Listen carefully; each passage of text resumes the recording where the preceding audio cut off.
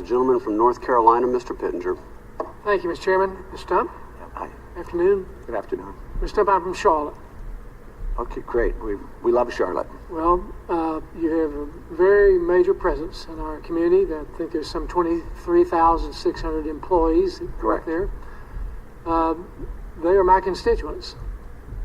I do have deep respect and appreciation for the corporate citizenship that you all have been in Charlotte. You have been exemplary in terms of what you've done in our community. You take active roles, your employees do, in many nonprofit organizations.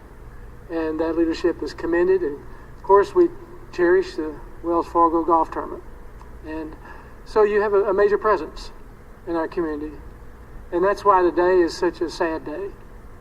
I know it is for you. I'm sure as you look back on these 35 years and where you are today, you think, what if? What if I'd have done this? Mm-hmm. What differences could I have made? Where was I blindsided? What mistakes? Where did I err? And so I think I'm asking you to look as if you were sitting in our seat. We represent these people. As was said earlier, some 750 to 800,000 plus people. And you've heard a lot of outrage, a lot of righteous indignation, because we haven't seen what we've all expected.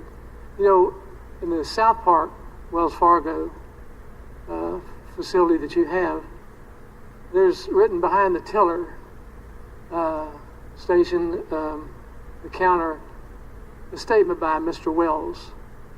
Came from, I believe, 1864. Do you recall that statement? That I think it's very prominent. Perhaps it is another Wells Fargo. It seems to be the motto of your bank.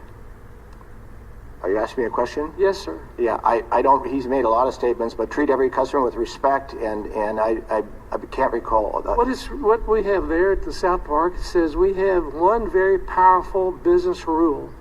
It is concentrated in one word: courtesy. So I think as you look at all of, there's a lot embedded in that word courtesy, but I think that's the challenge we have today. What could have been done different? Certainly the regulators were there, yet this was reported by a news agency. What would you have done different today?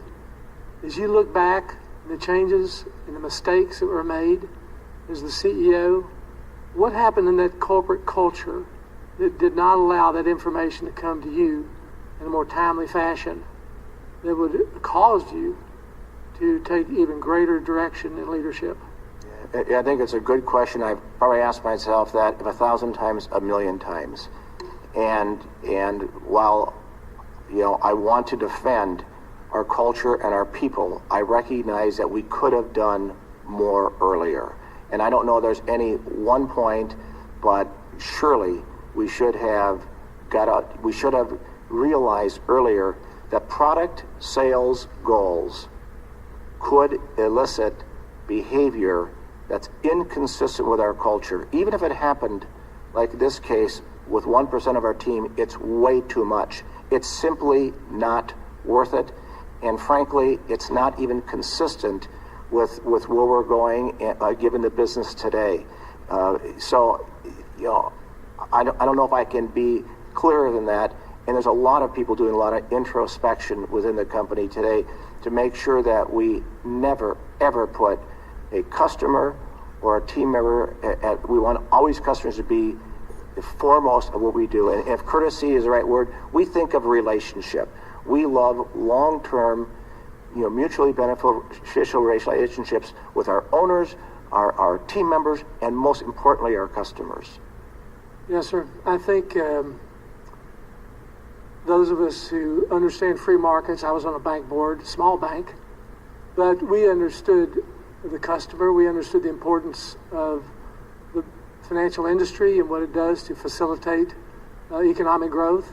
And that's why we're so challenged today, because we see there's been a strangling of regulations on the financial industry, and yet with that, we're having to deal with you and with this bank and with this problem that's going to have ripple effects and the messaging is going to be there that there needs to be even more oppressive regulations.